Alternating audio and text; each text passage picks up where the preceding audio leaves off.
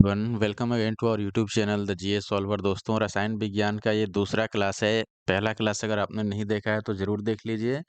Second class में हम भौतिक और रासायनिक परिवर्तन, इसके साथ साथ विलयन के बारे में पढ़ने वाले हैं। मैं पहले ही आपको क्लियर कर देता हूं, हमेशा की तरह हम बुक की जो रिवीजन नोट्स है उसको कवर करेंगे, उसके बाद हम क्वेश्चन पे आएंगे। यहाँ number of question I think 30 से प्लस ही है, 30 से अबव है क्वेश्चंस। तो आप कंप्लीट वीडियो ज़रूर देख लीजिएगा। चूँकि 2025 के एडिशन है तो यहाँ पर हमने 2024 में लगभग जितने भी पेपर हुए हैं हमने सारे कवर कर लिए हैं। और फ़रवरी 2025 तक अगर पेपर हुआ है कोई, जैसे 70वीं बीपीएससी का री एग्ज़ाम हुआ था, उस सभी के क्वेश्चन को यहाँ पर कवर किया गया है। तो मैं आगे बढ़ता हूँ। आई होप कि वीडियो आपको पसंद आएगा। वीडियो अच्छी लगे तो वीडियो को लाइक कर ज़रूर कर देना, और अगर आप हमारे YouTube channel the GS solver पे नए होंगे तो सब्सक्राइब कर लीजिए। दोस्तों, हम बुक के नोट्स पहले कवर कर लेते हैं। रासायनिक एवं भौतिक परिवर्तन और फिर विलयन, इन सब के बारे में हम पढ़ेंगे। देखिए, कुछ परिवर्तन हैं जिनके दौरान कोई नए पदार्थ नहीं बनते हैं। इसके विपरीत कुछ ऐसे परिवर्तन होते हैं जिसके दौरान नए पदार्थ बन जाते हैं। इसीलिए इसके आधार पर, यानी कि नए पदार्थ बनते हैं अथवा नहीं बनते हैं, हम सभी परिवर्तनों को दो समूह में बांट देते हैं। यानी कि नया पदार्थ बनने के आधार पर दो समूह बनाया गया है, जिसमें एक है आपके पास भौतिक परिवर्तन, फिजिकल चेंजेज, और दूसरा है रासायनिक परिवर्तन, केमिकल चेंजेज। अब देखिए, दोनों में अंतर क्या है दोस्तों। बहुत बार ऐसे आपसे एग्जाम्पल्स पूछ लिए जाते हैं या एग्जाम्पल देकर के पूछता है इनमें से कौन भौतिक परिवर्तन है। तो देखिए, भौतिक परिवर्तन के बारे में अगर हम पढ़ें तो वे परिवर्तन जिनमें कोई नया पदार्थ नहीं बनता है उनको भौतिक परिवर्तन कहते हैं। भौतिक परिवर्तन में शामिल पदार्थों में उनके व्यष्टित्व, यानी कि आइडेंटिटी में परिवर्तन नहीं होता है। वे कुछ भौतिक प्रक्रमों द्वारा अपने मूल रूप में आसानी से पुरानी स्थिति में लौट सकता है। इसका अर्थ है कि भौतिक परिवर्तनों को आसानी से उत्क्रमित, यानी कि उल्टा किया जा सकता है। भौतिक अवस्था, आकार और बाह्य आकृति में परिवर्तन भौतिक परिवर्तन होते हैं। भौतिक परिवर्तनों के कुछ सामान्य उदाहरण हैं, जैसे बर्फ का जल बन जाना, फिर जल का हिमीकरण यानी जल को बर्फ बना देना, फिर जल का क्वथन यानी भाप बना देना, भाप का संघनन यानी कि जल का बनना, विलयन बनाना, विद्युत बल्ब का चमकना, और कांच के गिलास का टूटना। यानी अब सीधे तौर पर समझिए तो भौतिक परिवर्तन वो है जिसको हम रिवर्स करके वापस वही पदार्थ ला सकें। जैसे मान लो जल है मेरे पास, और इसको हमने क्या किया, बर्फ बना दिया जमा करके। अब बर्फ को अगर हम वापस चाहें कि जल बना दें तो ये रिवर्स करके हम कर सकते हैं, बर्फ को गर्म कीजिए, ये वापस जल बन जाएगा। तो कहने का मतलब, जहां पर हम प्रक्रिया को रिवर्स करके वापस से उस पदार्थ को ला सकें, आसान भाषा में, वो भौतिक परिवर्तन है। क्योंकि इसमें कोई नया नहीं पदार्थ बनता है, बस उसका रूप चेंज होता है, फॉर्म चेंज होता है। जैसे ये लिक्विड फॉर्म में था, यहाँ पे ये सॉलिड में आ गया, ठोस बन गया, बस फॉर्म चेंज हुआ इसका। लेकिन वापस से हम वही पदार्थ इसमें ला सकते हैं रिवर्स करके। ये बात है। कोई नया पदार्थ इसमें ऐसा नहीं बना जिसको वापस से हम जल नहीं बना सकते हैं। अब देखिए, यहाँ पर और एक्सप्लेन किया गया है, जैसे जब बर्फ को गर्म करेंगे तो वह गलकर जल बन जाएगा। यद्यपि बर्फ और जल देखने में दोनों अलग-अलग हैं, लेकिन दोनों जल के अणुओं से ही बने हैं, यानी हाइड्रोजन और ऑक्सीजन से ही बने हैं। अतः बर्फ के गलन के दौरान नए रासायनिक पदार्थ नहीं बनते, इसीलिए बर्फ के गलन से जल का बनना एक भौतिक परिवर्तन है। आगे देखिए दोस्तों, जब जल को हम गर्म करते हैं तो यह क्वथन कर, यानी कि उबल कर भाप बन जाता है।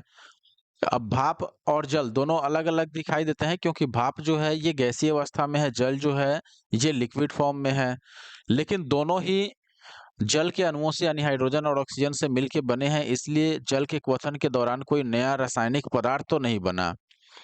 इसीलिए जल के क्वथन से भाप का बनना एक भौतिक परिवर्तन है, और भाप को जब वापस आप ठंडा करेंगे तो फिर से वह द्रवित होकर के जल बन जाएगा, यानी फिर से वही पदार्थ वापस आपको मिल जाएगा।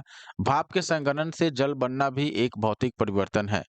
भौतिक परिवर्तन अस्थायी परिवर्तन है, यानी कि ये परमानेंट चेंज नहीं है, जिन्हें मूल पदार्थ में उत्क्रमित किया जा सकता है, यानी जिनसे वो चीज़ बनाया गया है, उस पदार्थ को वापस लाया जा सकता है रिवर्स करके। यहाँ पर वही बोला गया है, बर्फ के गलन से जल बनना एक अस्थायी परिवर्तन है और जल के शीतलन द्वारा फिर से बर्फ बनाया जा सकता है, यानी आसानी से उल्टा कर सकते हैं। लेकिन रासायनिक परिवर्तन में दोस्तों ऐसा नहीं होता, इसमें एक बार जो पदार्थ बनता है तो वापस इसको रिवर्स नहीं किया जा सकता। देखिए, वे परिवर्तन जिनमें नए पदार्थ बन जाते हैं, यहाँ पदार्थ ही नया बन जाता है, उसको रासायनिक परिवर्तन हम कहते हैं। रासायनिक परिवर्तन में शामिल पदार्थों में उनका व्यष्टित्व यानी कि आइडेंटिटी भी परिवर्तित हो जाता है। वे मूलतः नए पदार्थों में रूपांतरित हो जाते हैं। नए पदार्थों को प्रायः उनके मूल रूप में वापस नहीं लाया जा सकता। यानी कि उल्टा प्रक्रिया करके रिवर्स करके हम चाहें कि फिर से वो पदार्थ लेके आ जाएँ, बना दें तो नहीं होगा। इसका अर्थ है कि रासायनिक परिवर्तन प्रायः जो होता है ये रिवर्सिबल होता है। रासायनिक परिवर्तनों में कुछ सामान्य उदाहरण हैं जैसे मैग्नीशियम तार का जलना, कागज का जलना, लोहे का जंग लगना, दूध से दही बनाना और भोजन का पकना। अब भोजन को हमने पका दिया और वापिस चाहें कि उसको कच्चा वैसे ही बना लें तो ये सामान्य तौर पर पॉसिबल नहीं है। ना ही दूध को दही बनाने के बाद अगर आप सोचें कि दही को वापिस से दूध बना दें तो ये भी नहीं हो पाएगा। कागज को जला दीजिए और वापिस से उसको सोचिए कि अब कागज बना देते हैं तो नहीं होगा। तो यहाँ पर पदार्थ बिल्कुल नया बन जाता है। जैसे देखिए जलती हुई माचिस की तीली से कागज के टुकड़े को हम जलाते हैं। अब कागज का टुकड़ा जलने के बाद अलग-अलग पदार्थों में बदल जाता है। जैसे आप देखिएगा पूर्णतः नए पदार्थ जैसे कागज जब जलता है तो कार्बन डाइऑक्साइड रिलीज़ होती है गैस, तो ये नया पदार्थ बन गया जो कागज में नहीं था। जल और धुआँ, राख ये सब उत्पन्न होता है, इसलिए कागज का जलना एक रासायनिक परिवर्तन है। इन सबको आप चाहोगे कि मिला कर के फिर से कागज बना लें तो ये नहीं होने वाला है। जबकि भौतिक परिवर्तन में ऐसा नहीं था, उसमें वापस हम उस पदार्थ को ला सकते थे। रासायनिक परिवर्तन ये अस्थायी परिवर्तन है, जो प्रायः अनुत्क्रमणीय होते हैं अर्थात इनको रिवर्स नहीं कर सकते हैं। जैसे कागज का जलना अस्थायी परिवर्तन है, जिसे उत्क्रमित नहीं किया जा सकता। कारण यह है कि कागज के दहन उत्पादों यानी कागज के जलने के बाद जो-जो चीज़ें आपको प्राप्त हुई, उनको मिला करके पुनः कागज के रूप में नहीं निर्मित कर सकते हैं हम। अब यहाँ पर एक सामान्य अंतर दिया गया है, कुछ आप देख सकते हैं दोनों में। भौतिक परिवर्तन और रासायनिक परिवर्तन में भौतिक परिवर्तन में कोई नया पदार्थ नहीं बनता है, इसीलिए हम इसमें पुराने पदार्थ को वापस प्राप्त कर सकते हैं। लेकिन रासायनिक परिवर्तन में पदार्थ नया बन जाता है, इसीलिए इसमें पुराने पदार्थ को नहीं बनाया जा सकता वापिस। भौतिक परिवर्तन अस्थायी होता है, जबकि रासायनिक परिवर्तन स्थायी है। भौतिक परिवर्तन आसानी से उत्क्रमणीय होता है, यानी कि इसको हम रिवर्स कर सकते हैं। रासायनिक परिवर्तन प्रायः अनुत्क्रमणीय होता है, इट मीन्स इसको हम रिवर्स नहीं कर पाएँगे।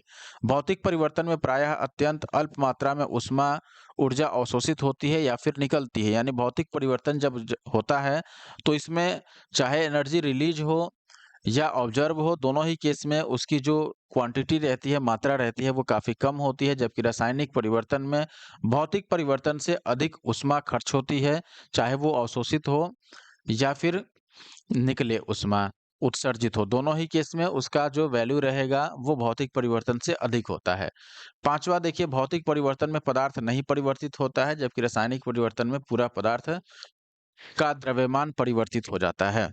अब आते हैं दोस्तों सॉल्यूशन पे यानी कि विलयन पे। 2 या 2 से अधिक पदार्थों के समांगी मिश्रण यानी होमोजेनियस जो मिक्सचर होता है, उसको क्या कहा जाता है? विलयन कहा जाता है। अच्छा, समांगी मिश्रण क्या है? समांगी मिश्रण का मतलब समान रूप से मिला रहे।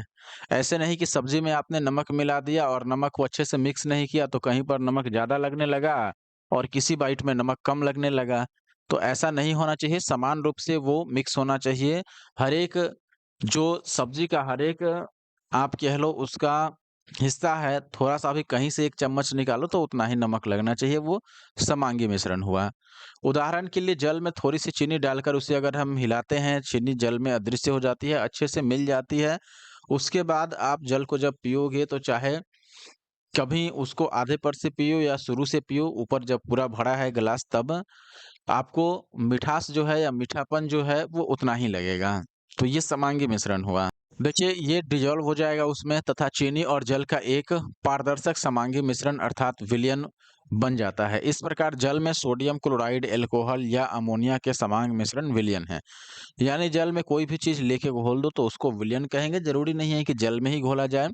अगर जल में घोलकर बनाते हैं तो उसको जलीय विलयन जनरली कहा जाता है।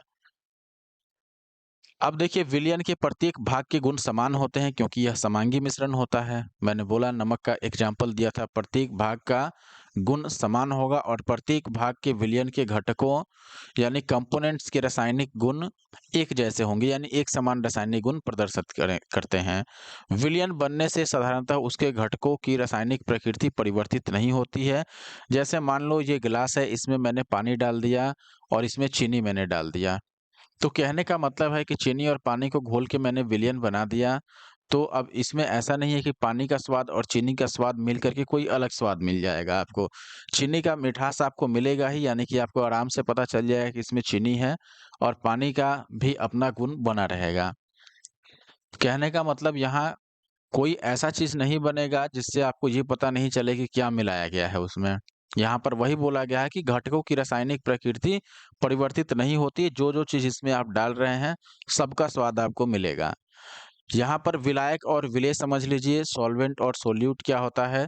विलयन के जिस घटक की मूल भौतिक अवस्था विलयन जैसी होती है उसे विलायक कहते हैं, और दूसरे घटक अर्थात विलीन हुए पदार्थ को विलेय कहते हैं।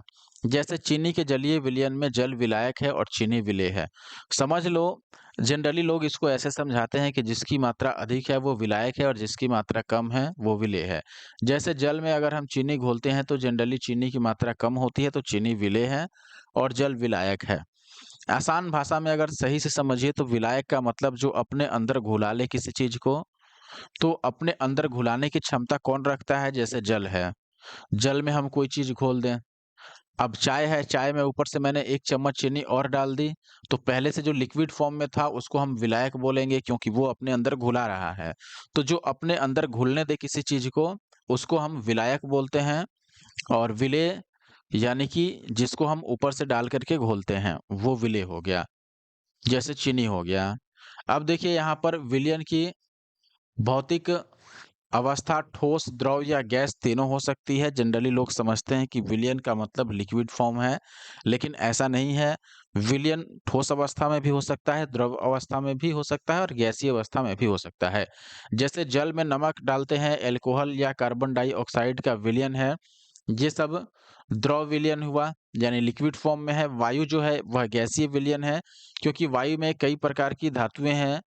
जैसे मान लीजिए कई प्रकार के गैस हैं इसमें, नाइट्रोजन है, ऑक्सीजन है, कार्बन डाइऑक्साइड है।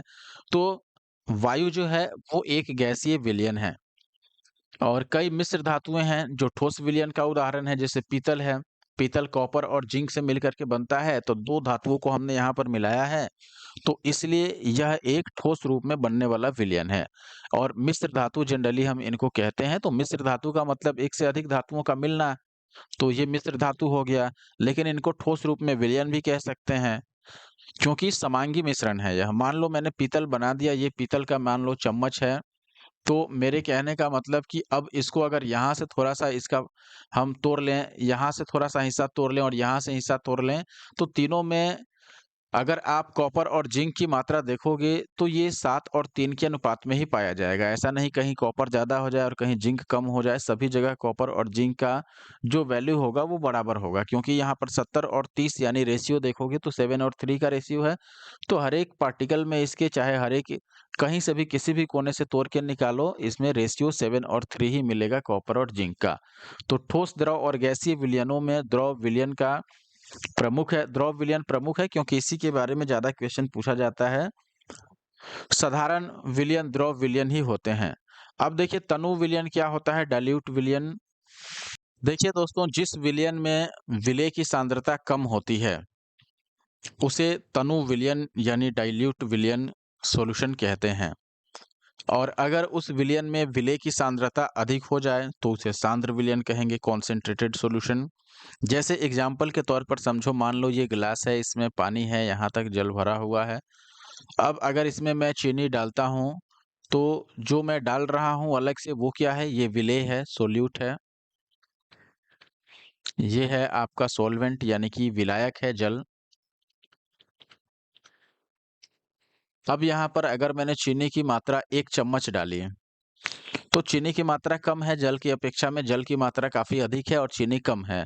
तो अगर विलेय की मात्रा कम है तो उसको हम क्या बोलेंगे? तनु विलयन, डाइल्यूट विलयन यानी कि सॉल्यूशन बोलेंगे। और अगर चीनी की मात्रा और मैं बढ़ा दूँ, ज़्यादा कर दूँ, कॉन्सन्ट्रेशन उसका बढ़ जाए तो उसको सांद्र विलयन हम कहेंगे। लेकिन ऐसा भी हो सकता है दोस्तों कि चीनी की मात्रा और जल की मात्रा में ऐसा कॉम्बिनेशन बन जाए कि चीनी अब और अधिक नहीं घुल सकते हैं। मान लो मैं 1-1 चम्मच डालते जाऊँ, तो कभी न कभी ऐसा सिचुएशन आ जाएगा कि उसके बाद अब और चीनी मैं डालूँगा तो इसमें घुलेगा ही नहीं। पूरी तरीके से ये ठोस फॉर्मेट में आने लगेगा फॉर्म में। तो जब ऐसा अवस्था बन जाए कि और चीनी नहीं घोला जा सकता है, तब उसको हम क्या बोलते हैं? उस कंडीशन को हम संतृप्त विलयन बोलते हैं, सैचुरेटेड सॉल्यूशन। यानी कि जैसे मान लो एक आदमी है, इसको भूख लगा है, इसको मैंने 2 पूरियाँ खिला दिया तो अभी ये तनु विलयन है समझ लो, यानी कि और खा सकता है। इसको थोड़ा और खिला दिए, 10 पूरी खिला दिए तो ये सांद्र विलयन हो गया। लेकिन अब इसको और खिलाते गए एक सिचुएशन ऐसा आ जाएगा कि ये कहे कि नहीं, अब मैं इससे 1 टुकड़ा भी अधिक नहीं खा सकता। तो उस कंडीशन को हम बोलेंगे कि संतृप्त विलयन, इसका मन जो है वो संतृप्त हो गया। अब सैचुरेटेड हो गया ये, तो वो संतृप्त विलयन होता है। देखिए यहाँ पर संतृप्त विलयन को परिभाषित किया गया है, किसी ताप पर जल की एक निश्चित मात्रा में थोड़ी चीनी डालकर उसे हिलाने पर चीनी जल में विलीन हो जाती है। थोड़ी-थोड़ी मात्रा में चीनी को जल में डालकर विलयन को हिलाते रहने पर चीनी धीरे-धीरे जल में घुलती रहती है। अंत में एक ऐसी अवस्था आ जाती है जब चीनी का घुलना रुक जाता है और ठोस चीनी विलयन के नीचे पेंदी में बैठने लगती है। इस अवस्था में विलयन संतृप्त विलयन कहलाता है। ऐसा भी होता है, देखो जब नहीं घुल रहा है तो थोड़ा-सा गर्म कर देने पर घुल जाता है। लेकिन गर्म करने के बाद भी कंडीशन ऐसा बनेगा ही कि उसके बाद आप गर्म करो चाहे जो करो, लेकिन और चीनी नहीं घोला जा सकता, तो उस कंडीशन को हम संतृप्त विलयन बोलेंगे, उस कंडीशन में जो भी विलयन बनेगा। अब है विलेयता यानी सोलुबिलिटी। किसी पदार्थ की वह मात्रा जो निश्चित ताप पर 100 ग्राम विलायक को संतृप्त करने के लिए आवश्यक होती है, उसको पदार्थ की विलेयता कहते हैं। यानी कि ये पदार्थ की मात्रा है जो एक निश्चित टेम्परेचर पर अगर 100 ग्राम विलायक है तो उसको संतृप्त करने के लिए आवश्यक है। यानी कि मान लो 100 ग्राम, मैं ऐसे समझाने के लिए बता रहा हूँ, ये गिलास है, इसमें मान लो 100 ग्राम आपके पास पानी रखा गया है। मैं वेट के हिसाब से ही बोल रहा हूँ। लिक्विड है, लेकिन फिर भी मैं ग्राम में बोल देता हूँ समझने के लिए। मान लो इसमें 100 ग्राम पानी है गिलास में। अब इसमें कितना चीनी डाला जाए कि ये संतृप्त हो जाए, यानी उसके बाद और चीनी नहीं घोला जा सके? मान लो 5 केजी, 10 केजी, 20 केजी या 1 केजी। अगर 2 केजी, मान लो एग्ज़ाम्पल के तौर पर 2 केजी चीनी डालने के बाद, उसके बाद और चीनी इसमें नहीं घोला जा सकता है, यानी ये संतृप्त हो गया। 2 केजी चीनी डालने पर संतृप्त हो गया, तो यह 2 केजी जो वैल्यू आया दोस्तों, यह कहलाएगा इस विलयन की विलेयता। बात समझे? किसी विलायक में निश्चित ताप पर किसी पदार्थ की विलेयता निश्चित और स्थिर होती है, यानी इस टेम्परेचर पर विलेयता 2 केजी है। अब टेम्परेचर को अगर बढ़ाया जाए तो विलेयता भी बढ़ जाएगी, यानी कि टेम्परेचर थोड़ा-सा बढ़ाएँगे तो थोड़ा और चीनी इसमें घुल सकता है। तो ताप बढ़ाने पर विलेयता बढ़ती है। यहाँ पर देखिए विलेयता विलयन के ताप, विलेय तथा विलायक की प्रकृति और विलेय के कणों के आकार पर निर्भर करती है। अल्प विलेय लवणों की विलेयता सम आयन की उपस्थिति से प्रभावित होती है। अब है अपने पास दोस्तों परासरण यानी कि ऑस्मोसिस। विलायक के अणुओं का अर्धपारगम्य झिल्ली में होकर शुद्ध विलायक से विलयन की ओर या तनु विलयन से सांद्र विलयन की ओर स्वतः प्रवाह जो होता है वो परासरण कहलाता है। ये सीधे तौर पर आप समझिए तो विलायक के अणुओं का प्रवाह है किधर से किधर, कम से अधिक की ओर तनु विलयन से सांद्र विलयन की ओर, या फिर शुद्ध विलायक से तनु विलयन की तरफ। यानी जिधर आपका विलेय हो उधर ये लोग इनका प्रवाह होता है। और यहाँ पर अर्धपारगम्य झिल्ली भी आप देख सकते हैं। सेमी परमिएबल मेम्ब्रेन क्या होता है? वे झिल्लियाँ जो केवल विलायक के अणुओं यानी सॉल्वेंट के मॉलिक्यूल्स को अपने अंदर से होकर के आर-पार आने-जाने देती हैं, लेकिन विलेय के अणुओं को नहीं जाने देती है, उनको अर्धपारगम्य झिल्लियाँ कहते हैं। देखिएगा दोस्तों, यहाँ से अब क्वेश्चन शुरू हो रहा है। तो अब हम सीधे क्वेश्चन पर आ रहे हैं। इससे पहले आपसे रिक्वेस्ट है दोस्तों, अगर आप हमारे YouTube channel the GS solver पे नए हैं, अगर आपने अभी तक सब्सक्राइब नहीं किया है तो आपसे रिक्वेस्ट है दोस्तों सब्सक्राइब कर लें और जल्द ही मैं इसका, चूँकि ये सेकंड क्लास है केमिस्ट्री का, तो अब मैं इसका प्लेलिस्ट बना दूँगा। आप प्लेलिस्ट के थ्रू भी एक्सेस कर पाएँगे ताकि लाइन वाइज़ आपको सभी क्लासेस मिल पाएँ। तो हम आगे बढ़ते हैं, उससे पहले अगर आपने दोस्तों वीडियो को लाइक नहीं किया है तो लाइक कर दीजिए, कमेंट नहीं किया है तो कमेंट ज़रूर कर दें आप सभी, और अगर आप चैनल पे नए हैं तो सब्सक्राइब ज़रूर करें। तो पहला जो प्रश्न है अपना वो है, भौतिक परिवर्तन का एक उदाहरण इनमें से कौन-सा है? ऑप्शन है पहला, हवा में चांदी के बर्तनों का काला होना। देखिए, चांदी के बर्तन ऑक्सीजन से रिएक्ट करने के बाद उनका कलर जो होता है वो काला हो जाता है। तो ये तो एक रिएक्शन है, यानी कि ये रासायनिक परिवर्तन है, होगा नहीं आंसर। मोमबत्ती का जलना, ये भी दहन का एक उदाहरण है एक तरह से। जब कोई भी चीज़ जलता है तो वो दहन का उदाहरण है, और दहन एक रासायनिक परिवर्तन है और एक रासायनिक वह क्रिया भी है। अब देखिए, दूध से दही बनना, दूध से दही बनने की कंडीशन में भी आप सीधे उसको रिवर्स करके देखिए कि क्या उसका रिवर्स करना पॉसिबल है? क्या हम से जब दही बना लेंगे तो उसके बाद दही को वापस दूध बना सकते हैं? नहीं हो सकता है ऐसा, इसलिए ये भी रासायनिक परिवर्तन है। पानी में चीनी का घुलना, ये एक भौतिक परिवर्तन है। वापिस से जब इसको आप चाहोगे तो वाष्पीकरण के द्वारा पानी को वाष्प बना दोगे और चीनी आपका एज़ इट इज़ बच जाएगा ठोस के रूप में। तो यहाँ पर ऑप्शन डी जो है यह एक भौतिक परिवर्तन का उदाहरण है। आप देखिएगा, भौतिक प्रक्रिया वह प्रक्रिया है जिसमें कारक को हटा देने पर भौतिक प्रक्रिया में भाग लेने वाला पदार्थ पुनः अपनी पूर्ववर्ती अवस्था में आ जाता है। भौतिक प्रक्रिया अस्थायी और उत्क्रमणीय होता है। चीनी और पानी को जब घोलिएगा तो यह एक भौतिक परिवर्तन कहलाएगा, क्योंकि वाष्पन के द्वारा चीनी को पुनः प्राप्त किया जा सकता है। अगला सवाल मिलता-जुलता ही है। जल का वाष्प में परिवर्तन, क्या यह रासायनिक प्रक्रिया है या फिर प्राकृतिक है, भौतिक है या जैविक है? निश्चित तौर पर भौतिक है, क्योंकि वाष्प को वापिस से जब ठंडा कीजिएगा तो वो जल बन जाएगा। तो आप यहाँ पर देखिए, वही चीज़ दिया गया है, भौतिक परिवर्तन वह कारक है जिसमें वस्तु अपनी पुरानी अवस्था को छोड़कर नए रूप में परिवर्तित हो जाती है, लेकिन जैसे ही कारक को हम हटाएँगे वह पुनः अपने वास्तविक रूप में आ जाती है। जल का वाष्प में परिवर्तन भौतिक परिवर्तन का ही उदाहरण है। अगला सवाल देखिए, निम्न में से कौन-सा रासायनिक परिवर्तन का उदाहरण है?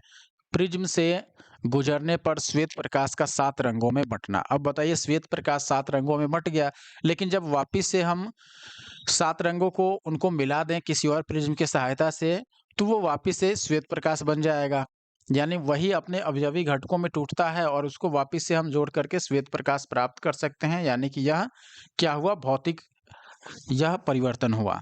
दूसरा है, सब्जियों को पकाने पर उनका मुलायम हो जाना। अब सब्जी को जब पकाते हैं तो वो उबलने के बाद मुलायम हो जाता है, खाने योग्य हो जाता है, आसानी से पचने योग्य हो जाता है। लेकिन बताओ, अब पके हुए सब्जी को जिसको आपने आग पर पका दिया, उसको वापस से आप चाहोगे कि कच्चा कर लें तो होगा? नहीं होगा, यानी कि ये एक रासायनिक परिवर्तन का उदाहरण है और यही सही उत्तर है। सनी हुई मिट्टी का सूखने पर भंगुर हो जाना, उसके बाद भी उसके अवयव, मिट्टी के जो अवयव है वो सूखने के बाद वापिस वैसे ही रहेंगे, इसलिए यह रासायनिक नहीं होगा। और नमक का पानी में घुलना, ये भी रासायनिक नहीं हुआ, क्योंकि वापिस से नमक को हम प्राप्त कर सकते हैं वाष्पीकरण के द्वारा। रासायनिक प्रक्रिया वह प्रक्रिया है जिसमें कारक को हटा देने के बाद भी रासायनिक प्रक्रिया में भाग लेने वाला पदार्थ अपनी पूर्ववर्ती अवस्था में, यानी जिस रूप में वो पहले था, जो उसके घटक थे, वापिस वैसा नहीं आता है। अर्थात रासायनिक प्रक्रिया अस्थायी प्रक्रिया है और सामान्यतः यह इ रिवर्सिबल होता है, यानी कि अनुत्क्रमणीय होता है। अतः सब्जियों को पकाने पर उनका मुलायम हो जाना एक रासायनिक प्रक्रिया है। अगला सवाल देखिए दोस्तों, निम्नलिखित में से कौन रासायनिक परिवर्तन का उदाहरण है? सोडियम क्लोराइड का क्रिस्टलन, यानी सोडियम क्लोराइड का क्रिस्टल बनना, बर्फ का गलना। बर्फ का गलना तो नहीं है, क्योंकि वापिस से बर्फ बना सकते हैं। फिर है सोरिंग ऑफ दूध, यानी दूध का स्कंदन हो जाना, खट्टा हो जाना, दूध का फट जाना आप समझिए तो। अब देखिए, दूसरा तो गलत है, इसका मतलब जिस भी ऑप्शन में दूसरा दिया गया है वो तो गलत हो गया। अब बचा केवल तीसरा। देखिए, दूध का स्कंदन, ये तो रासायनिक है ही निश्चित तौर पर, या फिर इनमें से कोई नहीं। अब सही चाहिए तो कोई नहीं, तो हम चुनेंगे नहीं, केवल तीसरा होगा यहाँ पर। ऐसे भी सोडियम क्लोराइड का अब उसको क्रिस्टल बना दीजिए तो वापिस से उसको पहले फॉर्म में तो ला ही सकते हैं। क्रिस्टल बना देना उसका, ये कोई रासायनिक परिवर्तन नहीं हुआ। आप यहाँ देख भी सकते हैं, सोडियम क्लोराइड का क्रिस्टलन और बर्फ का गलन दोनों ही भौतिक परिवर्तन का उदाहरण है। ऊर्ध्वपातन सब्लिमेशन भी भौतिक परिवर्तन का ही उदाहरण है। वाष्पन ये भी भौतिक परिवर्तन है। दूध का अस्कंदन, लोहे में जंग लगना, दूध से दही बनना, कागज का दहन, ये सब क्या है? रासायनिक परिवर्तन के उदाहरण हैं। अगला सवाल है, इसमें विषम का पता लगाना है आपको कि इसमें अलग कौन है। फल का पकना, सीमेंट की सेंटिंग सेटिंग जो होता है, फिर कोयले का जलना, उपर्युक्त में से एक से अधिक या इनमें से कोई नहीं। अब देखिए, फल का पकना ये क्या है? रासायनिक परिवर्तन है, इसमें कोई दो राय नहीं है, क्योंकि वापिस से उसको कच्चा नहीं कर सकते हैं। कोयले का जलना ये भी क्या है? रासायनिक परिवर्तन है। अब मेन बात है यहाँ पर, अगर सीमेंट की सेटिंग भी देखते हैं तो ये भी रासायनिक परिवर्तन ही होगा, क्योंकि वापिस से उसको पुराने फॉर्म में नहीं ला सकते हैं हम, तो ये भी रासायनिक हो गया। तीनों ही रासायनिक परिवर्तन है। तो उपयुक्त में से एक से अधिक विषम होगा नहीं, फिर तो हमें ऑप्शन ई को चुनना चाहिए यहाँ पर। एक से अधिक सही का मतलब विषम हमें बताना है। इन तीनों में से तो कोई विषम है ही नहीं, तीनों तो एक ही जैसा है। विषम का मतलब जो अलग हो, लेकिन तीनों एक जैसा है, इसीलिए हमने ई को चुन लिया। आप देखिएगा विकल्प में जो ऑप्शन दिए गए हैं, फल का पकना, सीमेंट की सेटिंग, कोयले का जलना, ये सभी है केमिकल चेंज, इसीलिए, और सभी ऊष्माक्षेपी भी है, एक्सोथर्मिक है। अब इस हिसाब से देखिएगा तो इसमें कोई विषम नहीं है, क्योंकि सारे एक जैसे हो गए, तो हमने विकल्प ई को चूज कर लिया। अगला सवाल कथन और कारण वाला है, यूपीएससी प्री का क्वेश्चन है। आप देखिए, कथन दिया गया है, उच्चतर तापमानों पर रासायनिक अभिक्रिया तीव्रतर हो जाती है, यानी कि टेम्परेचर हाई होने पर क्या होता है? रासायनिक अभिक्रिया का जो दर है वो बढ़ जाता है, तेज और अभिक्रिया होने लगती है। बिल्कुल सही बात है। जैसे मान लो किसी चीज का जलना है, रासायनिक अभिक्रिया है। भोजन का पकना रासायनिक अभिक्रिया है। टेम्परेचर अगर ज्यादा कर दो तो जल्दी पक जाता है, यानी कि जो अभिक्रिया है वो तेजी से होने लगती है, पकने की जो गति है वो जल्दी हो जाता है। तो यहाँ पर कहने का मतलब यही है, टेम्परेचर अगर बढ़ता है तो रासायनिक अभिक्रिया तेज हो जाती है। उच्चतर तापमानों पर आणविक गति यानी जो मोलिक्यूलर मोशन है वो और द्रुत हो जाती है। निश्चित तौर पर अगर टेम्परेचर बढ़ता है तो आणविक गति बढ़ जाती है। तो कथन और कारण दोनों ही सही है, तो ऑप्शन ए को हम चूज कर लेंगे इसमें। ऑप्शन ए सही आंसर है। देखिए, उच्चतर तापमान पर आणविक गति तीव्र हो जाती है, और इसी कारण से आप मानिए तो रासायनिक अभिक्रिया भी तेज हो जाता है। रासायनिक अभिक्रिया के गति प्रतिकारकों में के सांद्रण, ताप, भौतिक अवस्था एवं प्रतिकारकों की प्रकृति पर निर्भर करती है। सामान्यतः प्रतिकारकों का ताप जितना अधिक होता है, उनकी रासायनिक जो प्रतिक्रिया होती है वो उतना ही तेज होती है। इसलिए कथन और कारण दोनों सही है, स्पष्टीकरण भी यहाँ पर सही है। जल अपघटन में ऊर्जा किस रूप में उत्पन्न होती है? जल जब अपघटित होता है तो ऊर्जा प्रकाश के रूप में उत्पन्न होती है, या फिर ऊष्मा के रूप में, ध्वनि के रूप में, या अम्ल के रूप में। सही क्या है दोस्तों? जल जब अपघटित होता है तो ऊर्जा ऊष्मा के रूप में निकलती है। जल अपघटन का मतलब क्या है? जिसमें लवण के आयन और जल के आयन संजोग करके अम्लीय या क्षारीय घोल बनाते हैं, और इसमें ऊर्जा जो है वो ऊष्मा के रूप में ही निकलती है, अम्ल के रूप में या ध्वनि या प्रकाश के रूप में तो नहीं निकलती है। तो ऑप्शन बी ही सही हो। जल अपघटन वह प्रतिक्रिया है जिसमें लवण के आयन और जल के आयन या फिर अणु कह लो, परस्पर संयोग करके अम्लीय या फिर क्षारीय घोल बनाते हैं, और ऐसे में जो ऊर्जा रिलीज होती है वो ऊष्मा के रूप में रिलीज होती है। अगला सवाल देखिए, बहुत बार ये क्वेश्चन रेलवे में, एसएससी में भी पूछा गया है। पाश्चुराइजेशन यानी कि पाश्चुरीकरण एक प्रक्रिया है, और इस प्रक्रिया में क्या किया जाता है? दूध को बहुत कम तापमान पर 24 घंटे तक रखा जाता है? बिल्कुल नहीं। दूध को 8 घंटे तक गर्म किया जाता है? बिल्कुल नहीं। दूध को पहले बहुत तेज देर तक गर्म किया जाता है, और एक निश्चित समय के बाद अचानक ठंडा कर लिया जाता है। उसी को हम पाश्चुरीकृत दूध बोलते हैं। यानी दूध को पहले बहुत अधिक देर तक गर्म करना, और जब वह एक निश्चित सीमा तक गर्म हो जाता है तो उसको अचानक ठंडा किया जाता है। तो ऑप्शन सी जो है वो पाश्चुरीकरण है।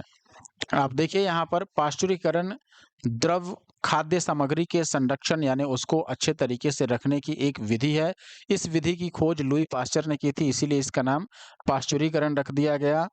आप देखिए, उन्हीं के नाम पर इसका नाम पड़ा है। इसमें दूध को लगभग 145 डिग्री फ़ारेनहाइट से 150 डिग्री फ़ारेनहाइट तक लगभग आधे घंटे तक गर्म किया जाता है और उसके बाद उसे लगभग 55 डिग्री फ़ारेनहाइट तक ठंडा कर लिया जाता है। देखिए 3 गुना 1/3 कम से कम इसको ठंडा किया जा रहा है, यानी कि 145 से 150 डिग्री फ़ारेनहाइट पर गर्म करके और 55 डिग्री फ़ारेनहाइट तक इसको ठंडा कर लिया जाता है। इस पाश्चुरीकरण प्रक्रिया से दूध में उपस्थित हानिकारक जो कीटाणु होते हैं, वो नष्ट हो जाते हैं और पाश्चुरीकरण की प्रक्रिया की सहायता से दूध के निर्जमीकरण की प्रक्रिया के द्वारा उसकी भंडारण क्षमता में सुधार हो जाता है। आप देखिएगा कि जब भी हम कच्चा दूध कहीं से लेते हैं, जैसे गाय का हो, भैंस का हो, तो जनरली हमारे घर में क्या किया जाता है, सबसे पहले दूध को उबाल लिया जाता है और उबाल कर उसको 2-3 टाइम अलग-अलग समय पर इस्तेमाल पूरे दिन लोग करते हैं। अगर कच्चा रख दें तो वो खराब हो जाएगा, इसीलिए उसको पाश्चुरीकृत कर दिया जाता है, यानी उबाल लेता है लोग, उबाल करके और फिर ठंडा करके उसको रखते हैं और आराम से पूरे दिन जब भी उसकी ज़रूरत हो इस्तेमाल लोग करते हैं और ऐसे में वो खराब नहीं होता है। अब अगला सवाल भी मिलता-जुलता है, पाश्चुरीकरण संबंधित है किससे? दूध के निर्जमीकरण से, तो ऑप्शन ए ही सही होगा। अगला सवाल देखिए दोस्तों, निम्नलिखित में से कौन सुमेलित नहीं है? ध्यान दीजिएगा यहाँ पर कौन गलत है। सीधे तौर पर आप देख के बता सकते हैं पाश्चुरीकरण जो है यह दूध से संबंधित है, ना कि चाय से, इसलिए यही गलत है। बाकी सारे यहाँ पर जो ऑप्शन हैं वो सही हैं। तो हम आगे बढ़ जाते हैं। अगला सवाल देखिए, फॉस्फेटेज परीक्षण किसके विश्लेषण हेतु उपयोग में लिया जाता है? दूध के, चाय के, पानी के या इनमें से सभी? देखिए फॉस्फेट परीक्षण को शॉर्ट में जनरली एएलपी भी कहा जाता है। एएलपी का मतलब एल्कालाइन फॉस्फेटेज और ऐसे ही आप समझ सकते हैं, ए से एल्कालाइन हो गया और इस एल एल्कालाइन और पी से फॉस्फेटेज। तो जो एल्कालाइन फॉस्फेटेज परीक्षण है जनरली इसका इस्तेमाल तो होता है दूध के लिए ही, कि दूध अच्छे से पाश्चुरीकृत हुआ है कि नहीं ये देखने के लिए, और पानी के प्रदूषण की जांच करने में भी कई बार इस परीक्षण का इस्तेमाल होता है। और चाय जो बनता है खासकर दूध वाली चाय, उसमें भी दूध की स्थिति का पता लगाने के लिए कितना शुद्ध दूध उसमें मिलाया गया है या दूध की मात्रा क्या है, उसके लिए फॉस्फेटेज परीक्षण यानी एएलपी टेस्ट किया जाता है। तो निश्चित तौर पर यहाँ पर सभी जो ऑप्शंस हैं वो सही हैं, तो ऑप्शन डी हम सही मानेंगे। आप देख सकते हैं यहाँ पर एल्कालाइन फॉस्फेटेज कच्चे दूध में प्राकृतिक रूप से उपस्थित एक एंजाइम होता है, जिसका उपयोग दूध के उचित पाश्चुरीकरण के एक संकेतक के रूप में किया जाता है। एल्कालाइन फॉस्फेटेज परीक्षण का वह का उपयोग यह सूचित करने के लिए किया जाता है कि दूध पर्याप्त रूप से यानी अच्छे से पाश्चुरीकृत हुआ है या फिर नहीं, और क्या वह पाश्चुरीकरण प्रक्रिया के पश्चात कच्चे दूध के साथ मिल तो नहीं गया है, मिलकर खराब तो नहीं हुआ है। फॉस्फेटेज परीक्षण का उपयोग जल के प्रदूषण की जांच के लिए भी किया जाता है। इसके अलावा एएलपी परीक्षण यानी फॉस्फेटेज परीक्षण दूध की, चाय यानी मिल्क टी की गुणवत्ता की जांच के लिए भी किया जाता है। इस प्रकार सारे ऑप्शन सही थे। अगला सवाल, अशुद्धियों के कारण द्रव का क्वथनांक यानी बॉइलिंग पॉइंट क्या होता है? देखिए अगर अशुद्धि मिल जाता है लिक्विड में तो उसका क्वथनांक और बढ़ जाता है, यानी उसको उबालना और मुश्किल हो जाएगा, उसको और अधिक टेम्परेचर पर उबालिएगा तब उबलेगा। ये आप टेस्ट भी कर सकते हैं, एक नॉर्मल वाटर को आप उबालिए और एक उस वाटर में कुछ और जैसे नमक, चीनी ये सब मिल घोल करके और तब उबालिए। तो दोनों में पहले कौन घुलेगा? जो केवल वाटर होगा यानी शुद्ध जो होगा वो। तो अगर उसमें कोई अशुद्धि मिला देते हैं तो उसका क्वथनांक यानी बॉइलिंग पॉइंट जो होता है वो बढ़ जाता है, यानी कि वो अब वो और अधिक टेम्परेचर पर उबलेगा। जल में किसी विलेय या अन्य घुलनशील पदार्थ को मिलाने पर क्वथनांक बढ़ जाता है, क्योंकि सतह पर उपस्थित विलेय अणु जल के वाष्पन की दर को क्या करते हैं? कम कर देते हैं। इससे विलयन में जल का वाष्प दाब शुद्ध जल के में वाष्प दाब की तुलना में क्या हो जाता है? निम्न हो जाता है। अगला सवाल देखिए क्वेश्चन नंबर 13, यहाँ पर कथन और कारण दिया गया है। नमक और बर्फ के मिश्रण से 0 डिग्री सेल्सियस से नीचे का तापमान प्राप्त होगा। दूसरा कह रहा है नमक बर्फ के हिमांक को बढ़ा देता है। बहुत आसान भाषा में मैं आपको समझाने की कोशिश करता हूँ इस प्रश्न को। देखिए अभी हमने क्या पढ़ा, जैसे वाटर है, मान लो ये H2O है, इसमें अगर मैं NaCl यानी कि सोडियम क्लोराइड, नमक या फिर चीनी या कोई और इसमें विलेय घोल देता हूँ और घोलने के बाद क्या होगा कि इसका क्वथनांक बढ़ जाएगा और क्वथनांक जब बढ़ता है तो हिमांक यानी जमने का या टेम्परेचर जो है वो और नीचे चला जाता है, हिमांक और नीचे चला जाता है और क्वथनांक और ऊपर चला जाता है। तो यहाँ पर क्या हो रहा है कि नमक और बर्फ को जब हम एक साथ मिला देंगे तो ऐसे में इसका क्वथनांक ऊपर हो जाएगा और हिमांक नीचे हो जाएगा, यानी बर्फ जो 0 डिग्री सेल्सियस पर पिघलता है वो 0 डिग्री से नीचे चला जाएगा, यानी इसका टेम्परेचर और कम हो जाएगा। तो ये कथन तो सही है। कारण कह रहे हैं नमक बर्फ के हिमांक को बढ़ा देगा, बिल्कुल नहीं। नमक जो है वो बर्फ के हिमांक को कम कर देगा, फ्रीजिंग पॉइंट को बढ़ाता किसको है, बॉइलिंग पॉइंट को बढ़ाता है। अशुद्धि मिलाने से बॉइलिंग पॉइंट बढ़ता है, ना कि फ्रीजिंग पॉइंट। तो हिमांक और कम होगा, तो ये तो गलत हो गया, केवल कथन सही है। तो जहां भी केवल ए को सही मान दिया गया है वो अपना आंसर होगा, ऑप्शन सी यहाँ पर सही उत्तर हुआ। आप देखिए अपद्रव्यों यानी इम्प्यूरिटीज को मिलाने से द्रव का क्वथनांक बढ़ता है, न कि उसका हिमांक। और गलनांक ऐसे में कम हो जाता है। 0 डिग्री सेल्सियस पर पिघलती बर्फ में यदि कुछ नमक या सोडा मिला दें तो बर्फ का गलनांक 0 डिग्री सेल्सियस से कम होकर यह 22 डिग्री सेल्सियस तक कम हो जाएगा और ऐसे मिश्रण को हिम मिश्रण यानी फ्रीजिंग मिक्सचर कहते हैं। इस प्रकार केवल कथन सही है, यहाँ पर कारण गलत है। अगला सवाल देखिए दोस्तों, विलयन या फिर विलायक के प्रति इकाई आयतन या प्रति इकाई द्रव्यमान में उपस्थित विलेय की मात्रा को रसायन रसायन में किस रूप में जाना जाता है। हमने पढ़ा भी था दोस्तों, यह विलयन की सांद्रता के रूप में जाना जाता है।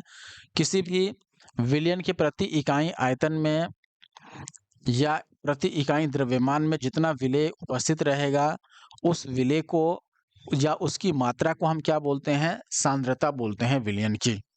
तो ऑप्शन डी बिल्कुल यहाँ पर सही उत्तर है, ये हमने नोट्स में पढ़ा था।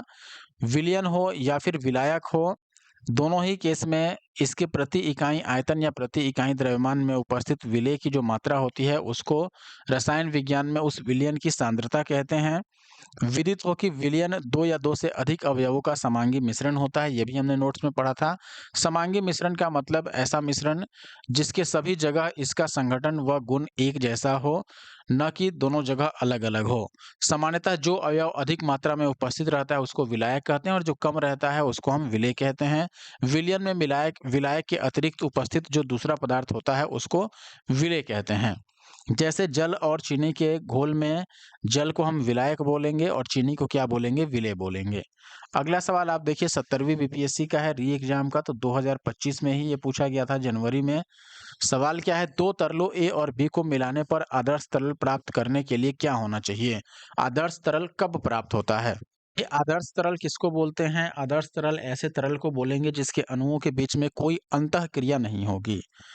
और ये कब पॉसिबल होगा, जब मिश्रण की तापीय धारिता जो हो यानी एंथैल्पी जिसको बोला जाता है वो 0 हो। तो ऑप्शन सी यहाँ पर सही है। जब भी ए और बी अगर दो लिक्विड है या फिर दो तरल है दोनों को मिला दिया गया तो ऐसे में क्या होगा, यदि तापीय धारिता 0 है तभी मिलने के बाद जो तरल बनेगा उसको आदर्श तरल हम कहेंगे। तो ऑप्शन सी क्या है, यहाँ पर सही उत्तर है। आप देखिए दो तरल अगर ए और बी है इसको मिलाने पर आदर्श तरल प्राप्त करना है तो इसके लिए मिश्रण की एंथैल्पी अर्थात तापीय धारिता क्या होना चाहिए, शून्य होना चाहिए। आदर्श तरल में मैंने बताया अणुओं के बीच कोई अंतः क्रिया नहीं होती है। तापीय धारिता यानी एंथैल्पी शून्य होने का क्या अर्थ है, इसका अर्थ है कि मिश्रण प्रक्रिया के दौरान ऊष्मा न तो अवशोषित होगी और न ही ऊष्मा उत्सर्जित होगी, यानी कि उसमें खर्च ही नहीं होगा, ना ऊष्मा का मान बढ़ेगा और ना ही कम होगा, उतना का उतना ही बना रहेगा। अगला सवाल देखिए यहाँ पर क्वेश्चन नंबर 16, दो कथन दिए गए हैं, बताना है कौन सही है। पहला है शुद्ध जल में नमक को घोलने से क्वथनांक बढ़ जाएगा और जल का हिमांक घट जाएगा, बिल्कुल सही है, हमने पढ़ा था। जल में जब मिथाइल अल्कोहल डालते हैं तो जल का क्वथनांक घट जाएगा। अब देखिए हमने पढ़ा था कि जब विलायक में कोई हम दूसरा अशुद्धि के तौर पर दूसरा पदार्थ मिलाते हैं तो उसका क्वथनांक बढ़ता है, उसके आधार पर पहला कथन सही हो गया और हिमांक घट जाता है।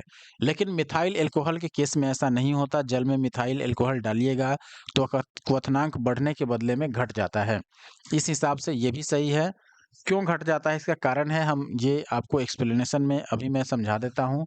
फिलहाल दोनों कथन सही था इसलिए हम ऑप्शन डी को चुन लेंगे। देखिएगा दोस्तों यहाँ पर शुद्ध जल में नमक को घोलने से जल का क्वथनांक यानी बॉइलिंग पॉइंट बढ़ता है और हिमांक क्या हो जाता है, घट जाता है।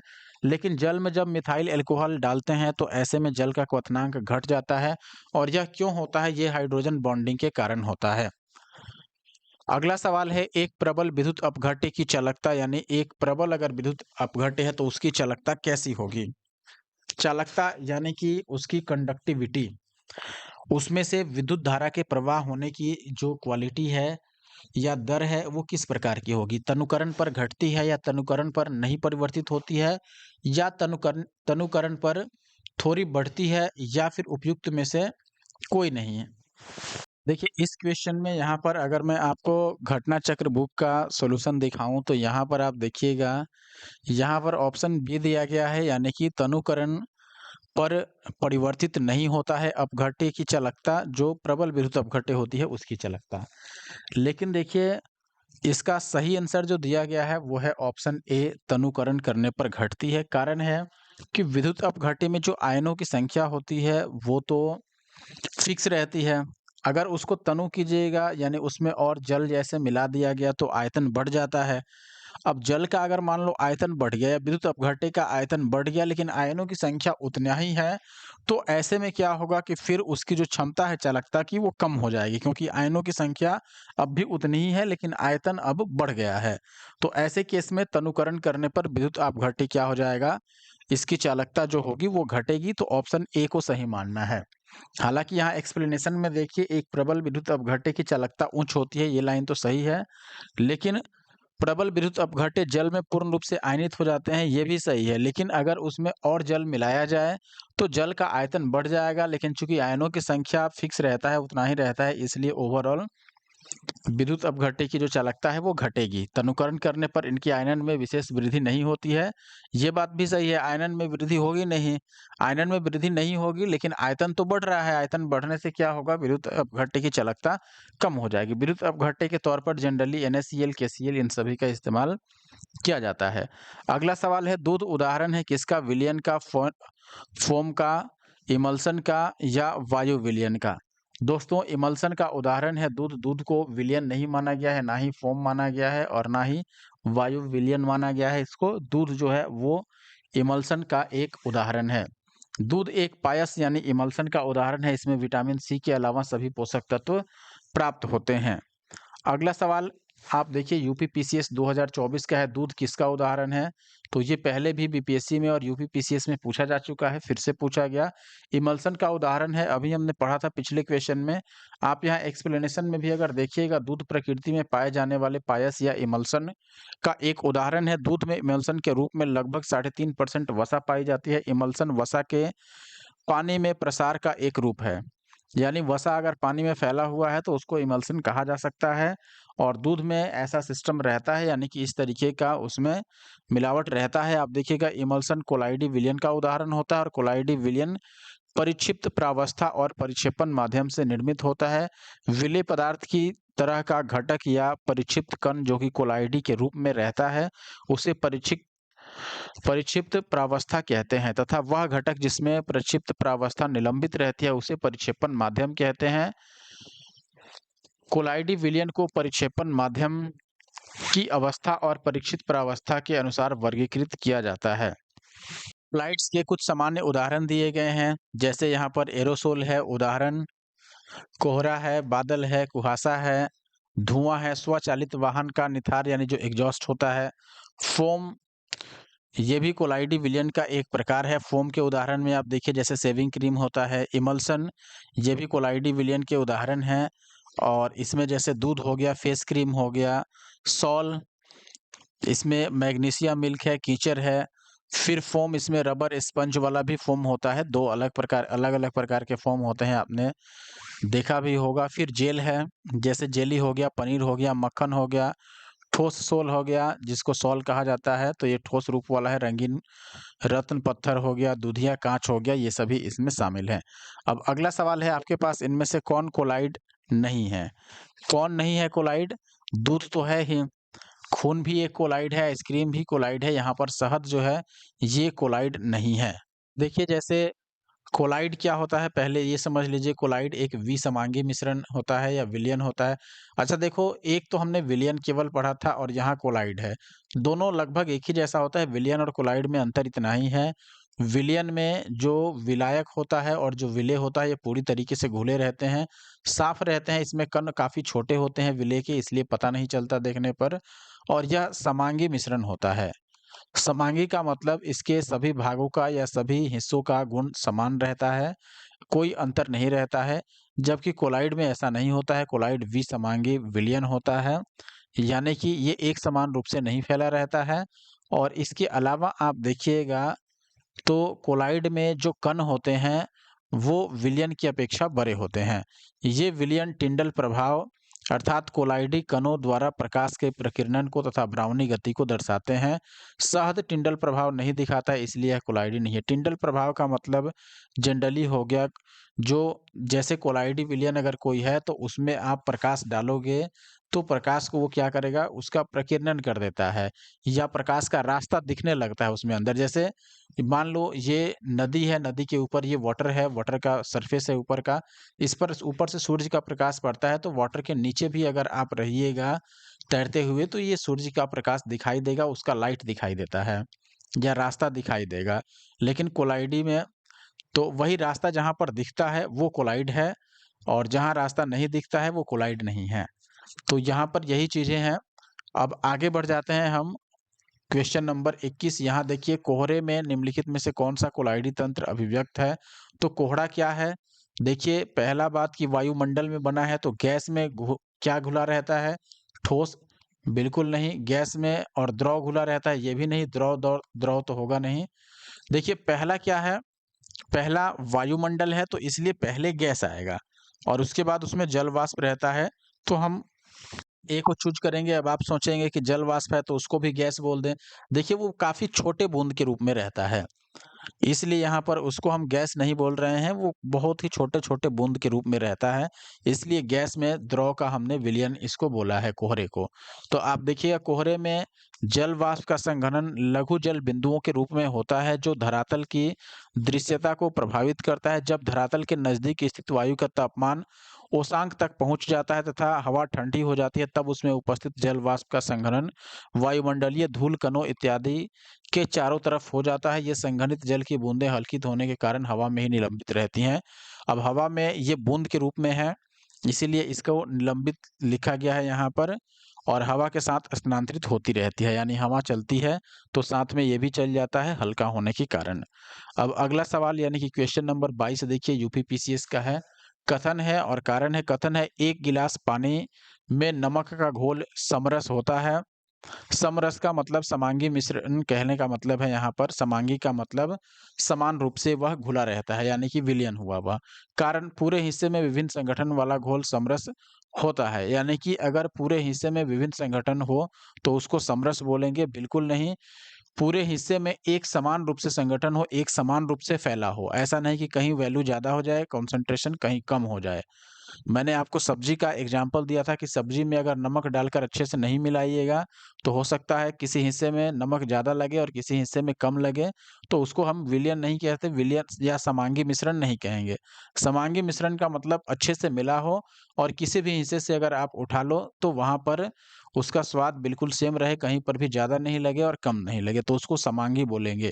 तो ये यही कह रहा है कि 1 गिलास पानी में नमक अगर घोलेंगे तो वो समांगी बनेगा, बिल्कुल समांगी बनेगा। क्योंकि नमक और पानी का घोल समांगी विलयन होता है, और चाहे वह कहीं से भी आप 1 चम्मच उठा के टेस्ट करो, नमक उतना ही लगेगा। और यहाँ कारण में दिया है कि पूरे हिस्से में विभिन्न संगठन वाला घोल समरस होता है, ये बिल्कुल गलत है। अगर संगठन विभिन्न है यानी अलग-अलग है, तो वो विसमांगी मिश्रण कहलाता है। तो यहाँ केवल ए सही है, आर गलत हो गया, इसलिए ऑप्शन ए को चूज़ करेंगे। आप देखिए यहाँ पर, किसी मिश्रण में 2 या 2 से अधिक पदार्थों के कण किसी भी अनुपात में अगर उपस्थित हो सकते हैं, मिश्रण का मतलब ही है कि किसी भी अनुपात में उपस्थित हो। अगर एक समान अनुपात में रहे तब उसको यौगिक बोलते हैं हम लोग, यानी कि कंपाउंड। कोई मिश्रण समांगी यानी होमोजेनियस या फिर विसमांगी यानी हेटेरोजेनियस हो सकता है। आप देखिए, किसी समांगी मिश्रण में घटक एक दूसरे में पूर्णतः मिश्रित होते हैं। इसका अर्थ है कि मिश्रण में घटक के कण संपूर्ण मिश्रण में एक समान रूप से बिखरे रहते हैं, कहीं कम या ज़्यादा नहीं होता है। पूरे मिश्रण का संगठन एक जैसा होता है। नमक और पानी का घोल एक समांगी मिश्रण है, अतः दिया गया कथन जो है वो तो सही है, लेकिन कारण गलत है, क्योंकि विसमांगी मिश्रण का संगठन पूरे मिश्रण में एक समान नहीं होता है, इसलिए यहाँ पर ऑप्शन ए को सही माना गया है। अगला है, यदि 100 ग्राम चीनी को आधा लीटर पानी में मिलाकर एक असंतृप्त चीनी का घोल तैयार किया कर लिया जाए, तो इनमें से कौन सा राशि नहीं बदलेगा?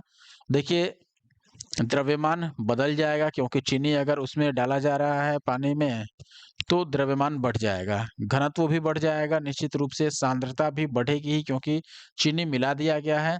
अब आयतन का बात किया जा रहा है, तो आयतन यहाँ पर नहीं बदलेगा। क्यों नहीं बदलेगा?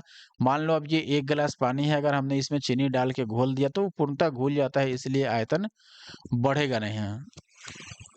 खासकर चूंकि यह संतृप्त विलयन नहीं है, असंतृप्त है, यानी कि इसमें और चीनी अभी डाला जा सकता है। इसलिए ऐसे केस में हम बोलें कि आयतन नहीं बदलेगा, लेकिन द्रव्यमान, घनत्व, सांद्रता ये सब तो बदल ही जाएगी। देखिए, यदि 100 ग्राम चीनी को आधा लीटर पानी में मिलाकर एक असंतृप्त चीनी का घोल तैयार कर लिया जाए, तो चीनी पानी में घुली रहेगी और इसमें और चीनी घुलने की संभावना रहेगी, क्योंकि विलयन कैसा है? असंतृप्त है। इस प्रक्रिया में विलयन की सांद्रता और घनत्व तो बढ़ जाएगा, लेकिन आयतन नहीं बदलेगा। अगला सवाल देखिए, 67वीं बीपीएससी का है, पानी मिट्टी से जड़ों में किस भौतिक प्रक्रिया द्वारा गुजरता है? तो मिट्टी से जड़ों में पहुंचना विसरण द्वारा, वाष्पोत्सर्जन द्वारा, अवशोषण द्वारा या परासरण द्वारा? निश्चित रूप से परासरण द्वारा यह जाती है, यानी कि जो पानी है वह मिट्टी से पौधे के जड़ों में जो जाने की प्रक्रिया है, वो परासरण की प्रक्रिया द्वारा ही वह जाती है। तो ऑप्शन डी सही होगा, ऑस्मोसिस है। आप देखिए यहाँ पर, परासरण यानी ऑस्मोसिस पौधों एवं जंतुओं की कोशिकाओं में महत्वपूर्ण भूमिका अदा करता है।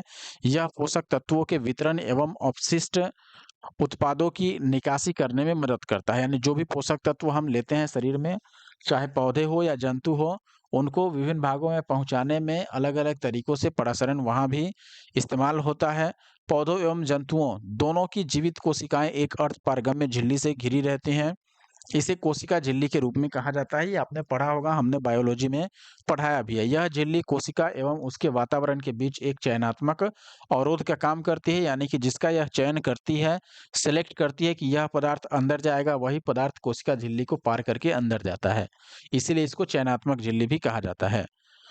और वातावरण से विषाक्त पदार्थों को कोशिका में यह प्रवेश नहीं करने देती। पौधों में परासरण प्रक्रिया द्वारा जड़ों की अर्धपारगम्य झिल्ली के उपयोग के माध्यम से मिट्टी से जल एवं खनिजों का अवशोषण होता है। तो खनिज और जो जल है उसका अवशोषण परासरण के माध्यम से ही होता है पौधों में। अगला सवाल है, खीरे को काटकर यदि नमक डाला जाता है तो किसके कारण पानी निकलता है? सक्रिय परिवहन के कारण, निष्क्रिय परिवहन के कारण, परासरण के कारण या प्रसार के कारण? निश्चित तौर पर परासरण। अभी हमने पढ़ा था, नमक जब उसमें डालते हैं तो क्या होता है, आप ये समझिए। देखिए, पहले परासरण की क्रिया अर्धपारगम्य झिल्ली से होकर होती है, ये हमने तो पढ़ ही लिया है। परासरण में विलायक के अणु कम सांद्रता के क्षेत्र से अधिक सांद्रता के क्षेत्र की ओर क्या करते हैं? गति करते हैं। जैसे मान लो मैंने बोला ये 1 गिलास पानी है, या चलो पानी इस बार हम किसी बड़े बर्तन में रखते हैं, ये यहाँ पर पानी है और हमने क्या किया, नमक यहाँ पर डाला बस। तो होगा क्या, सांद्रता इधर अधिक हो गया, नमक का इधर कम है, तो इधर से पानी के जो कण होंगे या अणु होंगे वो अधिक सांद्रता की तरफ भागते हैं या गति करते हैं। वही बात यहाँ पर लिखा गया है। अब देखिए, खीरे में नमक डालने से बाहरी क्षेत्र की सांद्रता अधिक हो जाती है जहाँ पर हम नमक डाल रहे हैं, जिसके कारण खीरे के अंदर का जो पानी होता है वह नमक की ओर गति करने लगता है। यानी जहाँ नमक डाला गया है वहाँ पर पानी दिखने लगता है, क्योंकि अंदर से पानी गति करके वहाँ पर आकर उपस्थित हो जाता है, और ये परासरण की क्रिया के द्वारा ही होता है।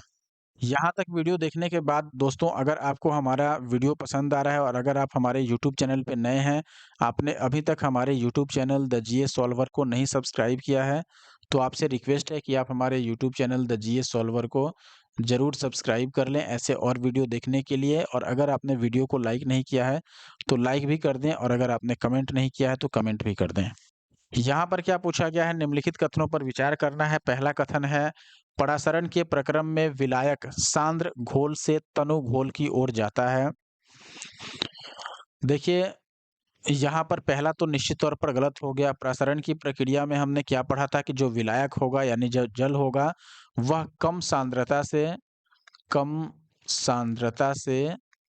अधिक सांद्रता की ओर गति करता है। अधिक सांद्रता की ओर गति करता है। ये हमने खीरे पर नमक डालने वाले उदाहरण से भी समझा था कि जिधर सांद्रता अधिक होती है, कम सांद्रता से विलायक अधिक सांद्रता की ओर गति करता है परासरण में। और देखिए यहाँ पर क्या उल्टा दे दिया कि सांद्र घोल से तनु घोल की तरफ, यानी तनु का मतलब जिधर सांद्रता कम होगी उधर गति करता है, तो ये गलत हो गया। दूसरा कह रहा है कि प्रतिलोम परासरण में तनु घोल पर बाह्य दाब लगाया जाता है, ये भी गलत है यहाँ पर। तो अगर दोनों ही गलत हो गया तो हम ऑप्शन डी को चूज करेंगे, यानी कि ना तो पहला सही है और ना ही दूसरा सही है। आप देखिए परासरण के प्रक्रम में किसी भी विलायक का प्रवाह यानी कि प्रसरण अर्धपारगम्य झिल्ली के माध्यम से तनु विलयन से सांद्र विलयन की ओर होता है, यानी जिधर सांद्रता अधिक होता है उधर जाएगा। प्रतिलोम प्रसरण में बाह्य दाब सांद्र विलयन पर लगाया जाता है। इसमें सांद्र विलयन पर बाह्य दाब लगाकर उसमें उपस्थित विभिन्न प्रकार के अणुओं एवं आयनों को विलयन से पृथक किया जाता है। इस प्रकार दोनों ही गलत हो गया, क्योंकि यहाँ पर तनु घोल पर बाह्य दबाव लगाने की बात की गया था, जबकि यहाँ पर हमने अभी क्या कहा था, सांद्र विलयन पर बाह्य दबाव लगाया जाता है इसमें, तभी उसके अणुओं को विलयन से अलग किया जा सकता है। सवाल देखिए दोस्तों, परासरण के संदर्भ में निम्नलिखित कथनों पर फिर से विचार करना है आपको। देखिए, यदि एक अर्धपारगम्य झिल्ली विलायक और विलयन के मध्य रख दी जाए, यानी विलायक और विलयन दोनों के बीच में रख दिया जा गया, तो विलायक के अणु इस झिल्ली में से निकलकर शुद्ध विलायक से विलयन की ओर प्रवाहित हो जाएंगे। यह कथन कहा जा रहा है, यानी कि देखिए विलायक है और विलयन है। मान लो इधर जल है और एक साइड जल और प्लस में नमक है मान लो, तो ये विलयन हो गया जल प्लस नमक, और ये विलायक हो गया केवल जल। मैंने साफ नहीं लिखा है लेकिन समझ लीजिए। अब इसके बीच में मान लो ये मैंने एक अर्धपारगम्य झिल्ली रख दिया, तो अब कह रहा है विलायक के अणु इस झिल्ली में से निकलकर शुद्ध विलायक से विलयन की ओर प्रवाहित हो जाएंगे। दूसरा कह रहा है विलायक के प्रवाह की यह प्रक्रिया प्रतिलोम परासरण कहलाएगी। देखिए प्रतिलोम तो नहीं कहलाएगी, केवल पहला यहाँ पर सही हो सकता है, क्योंकि शुद्ध विलायक से विलयन की ओर ही प्रवाहित होगा, क्योंकि शुद्ध विलायक जो होगा, शुद्ध विलायक यानी कि केवल जल, ये तो विलयन है। इसमें जल जो है ये विलायक जरूर है, लेकिन नमक घोल दिया गया तो ये ओवरऑल तो विलयन कहलाएगा। शुद्ध विलायक ये जल हुआ। तो हमने क्या पढ़ा था कि जो अणु होते हैं वो कैसे गति करते हैं, वो कम सांद्रता से अधिक सांद्रता वाले। तो यहाँ पर तो नमक है ही नहीं, यानी सांद्रता 0 है नमक की।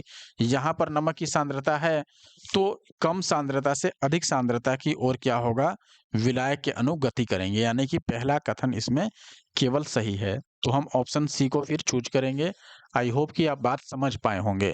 आप देखिए यहाँ पर एक अर्धपारगम्य झिल्ली यानी सेमी परमेएबल जो मेम्ब्रेन होता है, विलायक और विलयन के बीच में यदि रख दी जाए तो विलायक के अणु इस झिल्ली से निकलकर शुद्ध विलायक से विलयन की ओर प्रवाहित हो जाएंगे, इसलिए पहला कथन सही है। विलायक के प्रवाह की यह प्रक्रिया परासरण कहलाती है, न कि प्रतिलोम परासरण, इसीलिए यहाँ पर दूसरा कथन गलत है। अब आगे बढ़ जाते हैं। अगला सवाल देखिए, यहाँ पर पूछा गया है ठोस अशुद्धियों के शुद्धिकरण के लिए निम्नलिखित में से कौन सी प्रक्रिया उपयोगी नहीं है। आसवन नहीं है उपयोगी, या ऊर्ध्वपातन नहीं है, या क्रिस्टलीकरण नहीं है, या उपयुक्त में से सभी। अब देखिए ठोस अशुद्धियों के शुद्धिकरण के लिए इनमें से कौन सा उपयोगी नहीं है। कि सबसे पहले तो आसवन जो है इसके द्वारा तरल अशुद्धियों को दूर किया जाता है, जबकि यहाँ पर ठोस अशुद्धियों की बात की जा रही है। इस हिसाब से आप देखिएगा तो पहला ऑप्शन ही सही हो जाएगा, क्योंकि यह ठोस अशुद्धियों के शुद्धिकरण के लिए काम नहीं आता।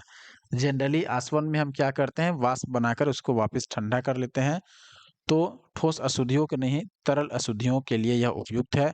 ऊर्ध्वपातन आपने पढ़ा होगा, सब्लिमेशन, जब कोई ठोस पदार्थ बिना तरल अवस्था में गैस सीधे यानी बिना द्रव अवस्था में गैस सीधे गैस बन जाता है गर्म करने पर, तो यह प्रक्रिया ऊर्ध्वपातन कहलाती है। तो ये भी ठोस पदार्थ के लिए होता है।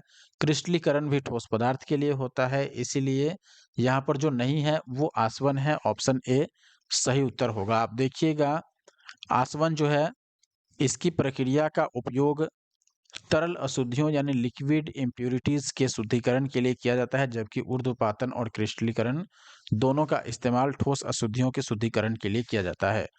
क्रोमैटोग्राफी की तकनीक का प्रयोग होता है किसके लिए? रंगीन पदार्थों की पहचान के लिए, पदार्थों की संरचना के निर्धारण में, रंगीन पदार्थों के प्रभाजी आसवन में, या एक मिश्रण से पदार्थों को अलग करने में। तो निश्चित तौर पर एक मिश्रण से उसके जो अवयवी पदार्थ हैं उनको अलग करने में क्रोमैटोग्राफी का इस्तेमाल होता है। खासकर ये रंगीन रसायनों में इस्तेमाल होता है, इसीलिए यहाँ पर क्रोमैटो नाम लग गया है। क्रोमैटोग्राफी रंगीन रसायनों के मिश्रण को अलग करने की एक रासायनिक तकनीक है। तो यहाँ पर पदार्थों की पहचान करने में नहीं, ना ही संरचना निर्धारण करने में, उनको अलग करने में इसका इस्तेमाल होता है। रंगीन पदार्थों के जो मिश्रण होते हैं उनको अलग करने में इस्तेमाल होने वाली तकनीक। अगला सवाल देखिए दोस्तों, ठोस कपूर से कपूर वाष्प बनने की प्रक्रिया क्या कहलाता है? अब देखिए कपूर के बारे में आपने पढ़ा होगा, कपूर को हम जैसे ही गर्म करते हैं यह सीधे वाष्प में बदल जाता है, यह द्रव नहीं बनता है। जनरली जैसे अगर आप किसी ठोस को देखिएगा, जैसे बर्फ है, इसको जब आप गर्म कीजिएगा तो यह द्रव बनेगा यानी पानी, उसके बाद और गर्म कीजिएगा तब ये वाष्प बनेगा। लेकिन ऐसा कोई ठोस पदार्थ जिसको गर्म करने पर वह द्रव नहीं बने, वह सीधे क्या बन जाए, गैसीय अवस्था में आ जाए, तो उस स्थिति को हम ऊर्ध्वपातन बोलते हैं। और कपूर ऐसा ही पदार्थ है जिसको गर्म करने पर वह सीधे वाष्प बन जाता है, इसीलिए यह प्रक्रिया ऊर्ध्वपातन कहलाएगी। और ठोस को ऊर्ध्वपातित उस पदार्थ को, जैसे कपूर है तो कपूर को ऊर्ध्वपातित पदार्थ बोलेंगे। आप देखिए यहाँ पर कुछ ठोस पदार्थ ऐसे होते हैं जिन्हें गर्म गर्म किए जाने पर वे द्रव अवस्था में परिवर्तित होने के स्थान पर सीधे वाष्प में बदल जाते हैं, और वाष्प को ठंडा करने पर पुनः वह अपने ठोस अवस्था में ही आते हैं, यानी फिर से वापिस कपूर बन जाएगा। बर्फ के जैसा नहीं कि बर्फ को गर्म किए तो जल बना, फिर जल को गर्म किए तो वाष्प बना, और वाष्प को ठंडा करने पर फिर जल बनेगा, और जल को और ठंडा करोगे तब बर्फ बनेगा। ऐसा इसमें नहीं है। यहाँ पर जब कपूर को गर्म करोगे तो सीधे गैस बन के उड़ जाएगा, और वापस जब उसके भाप या वाष्प जो है उसको ठंडा करोगे तो फिर से सीधे ठोस रूप ही प्राप्त होगा। तो यहाँ पर ऐसे पदार्थों को ऊर्ध्वपातज यानी सब्लिमेट, तथा इस क्रिया को ऊर्ध्वपातन सब्लिमेशन कहा जाता है। इस विधि द्वारा कपूर, नेप्थलीन, अमोनियम क्लोराइड इत्यादि पदार्थ को शुद्ध किया जाता है। कैसे शुद्ध करोगे? अब मान लो मैंने बोला कि देखो भाई, कपूर है और कपूर के साथ मान लो उसमें नमक मिल गया है, नमक और कपूर के टुकड़े हैं, तो आप कैसे अलग करोगे? तो इसके लिए अब आसान उपाय क्या है, दोनों मिक्स है, तो सबसे आसान है गर्म करो, गर्म करने पर कपूर वाष्प बन जाएगा सीधे, और जब ये वाष्प बनेगा तो उस वाष्प को वापिस ठंडा कर लो, कपूर मिल जाएगा आपको, और नमक ऐसे ही अलग रह जाएगा। अब देखिए, निम्नलिखित में से किसी वस्तु के नमूने को हवा में खुला रखने पर कुछ समय पश्चात वह गायब हो जाता है। जैसे कपूर हो गया, नेफ्थलीन हो गया, या शुष्क बर्फ। इस परिघटना को क्या कहेंगे? अभी हमने पढ़ा था, ऊर्ध्वपातन कहेंगे। गायब हो गया इसका मतलब गैस बन के उड़ गया, आपको पता ही नहीं चला। पहले द्रव बनता फिर गैस बनता तब आपको पता चलता, लेकिन यह सीधे गायब हो गया। यहाँ पर लिख दिया है तो आसान हो गया क्वेश्चन, कपूर नेफ्थलीन ये लिख दिया तो आसान हो गया। प्रक्रिया कौन सी है? ऊर्ध्वपातन। आप देखिएगा वह प्रक्रम जिसमें कोई पदार्थ जो होता है, ठोस पदार्थ, वह बिना तरल अवस्था में आए सीधे वाष्प में परिवर्तित होता है, अथवा वाष्प बिना तरल अवस्था में आए सीधे ठोस में बदल जाता है, तो उसको ऊर्ध्वपातन कहते हैं। और ऐसे पदार्थों को ऊर्ध्वपातन पदार्थ कहते हैं, जैसे कपूर, नेफ्थलीन इत्यादि। अगला सवाल आप देखिए, एक ठोस से सीधे गैस में बदलना क्या कहलाता है? ऊर्ध्वपातन। सेम क्वेश्चन है, बीपीएससी में पूछा गया है। नेक्स्ट क्वेश्चन है आपके पास, रेत और नेफ्थलीन के मिश्रण को किसके द्वारा अलग कीजिएगा? नेफ्थलीन जो है ये ऊर्ध्वपातन टाइप का पदार्थ है, अभी हमने पढ़ा था कई सारे उदाहरण में। तो अगर रेत और नेफ्थलीन मिला है तो ऊर्ध्वपातन की प्रक्रिया अपनाएंगे, गर्म करेंगे, नेफ्थलीन उड़ेगा गैस बन करके, और वापस उसको किसी बर्तन में ऊपर लगा करके पकड़िए, और वापस से उसको क्या कर लीजिए, ठंडा करके नेफ्थलीन प्राप्त कर लीजिए, और रेत अलग हो जाएगा। तो ऊर्ध्वपातन यानी सब्लिमेशन द्वारा हम ये काम कर सकते हैं। आप देखिए, नेफ्थलीन ऊर्ध्वपातन का गुण प्रदर्शित करता है, अतः रेत और नेफ्थलीन के मिश्रण को ऊर्ध्वपातन के द्वारा अलग किया जा सकता है। ऊर्ध्वपातन वह प्रक्रिया है जिसमें कोई पदार्थ ठोस अवस्था से वाष्प अवस्था में बिना तरल अवस्था ग्रहण किए परिवर्तित होता है। बाकी आपने आसवन तो पढ़ा था, यह तरल अशुद्धियों को दूर करने के लिए इस्तेमाल होता है। यहाँ रेत और नेफ्थलीन दोनों ही ठोस हैं। क्रोमैटोग्राफी जो तकनीक है, ये रंगीन पदार्थों के मिश्रण से उसके अवयवों को अलग करने के लिए उपयोग में की जाने वाली एक विधि है। अगला सवाल है यानी कि क्वेश्चन नंबर 34। सूची है, एक तरफ पहला और दूसरा तरफ दूसरा, जिधर तत्व दिया गया है इधर उपचयनांक दिया गया है। आपको बताना है कौन सही सुमेलित है। तो यहाँ पर 2 लिखा गया है और इधर तत्व कौन-सा है MnO2 और कि यहाँ देखिए अब ऑप्शन बी में 3 है, सी में 4 है और यहाँ 6 है और इधर सभी प्रकार के यौगिक हैं और सभी में जैसे इसमें सल्फर का निकालना है ऑक्सीडेशन नंबर, फिर यहाँ पर इसमें कैल्शियम का और यहाँ पर एल्युमिनियम का निकालना है। किसी एक का निकाल के हम देख सकते हैं, जैसे दूसरे तरफ में हमारे पास क्या था, उधर आपको सबसे पहला जो लिखा गया था ये था Mn और O2। इसमें हमें Mn का निकालना था। कैसे निकालेंगे? देखो Mn का निकालना है तो इसको मैं x मान लेता हूँ। ऑक्सीजन का ऑक्सीडेशन नंबर क्या होता है? ये होता है -2, क्योंकि इसका जो परमाणु संख्या है वो 6 होता है ऑक्टेट पूरा करने के लिए। पहले में सॉरी 6 बाहरी कक्षा में होते हैं, 2 इसके इलेक्ट्रॉन पहले ऑर्बिट में और 6 आउटर ऑर्बिट में रहते हैं। टोटल 8 इसका परमाणु संख्या है और 8 इसमें इलेक्ट्रॉनों की संख्या और 8 प्रोटॉनों की संख्या भी होती है। तो आप देखें कि 6 होता है तो ऑक्टेट पूरा करने के लिए इसको 2 की और आवश्यकता होती है, 2 की कमी होती है, इसीलिए हम -2 ऑक्सीडेशन नंबर इसका लिखते हैं। तो अब आप लिखोगे, देखो टोटल सम कितना होता है? 0 होता है। जैसे यहाँ पर Mn के लिए मैं लिखूँगा x प्लस O2 के लिए, O के लिए क्या लिखूँगा? पहले -2 और इसके कितने यहाँ पर हैं? 2 हैं, तो यहाँ पर मैं इंटू 2 करूँगा इक्वल टू 0। यहाँ से x माइनस 4 की वैल्यू 0 होगी तो x की वैल्यू 4। यानी जो Mn था उसके लिए क्या आया? 4 और 4 है ऑप्शन सी में। तो हम फर्स्ट वाले को किससे मिला देंगे? सी में मिला देंगे। तो आप देखिए A को तीसरे में मिलाया गया है यहाँ पे और यहाँ पे, तो ये सारे तो हो गए गलत। ये ऑप्शन ये गलत हो गया और ये भी गलत हो गया। अब आप देखिए यहाँ पर बचा 2 ऑप्शन हमारे पास, तो किसी एक का और निकाल लो।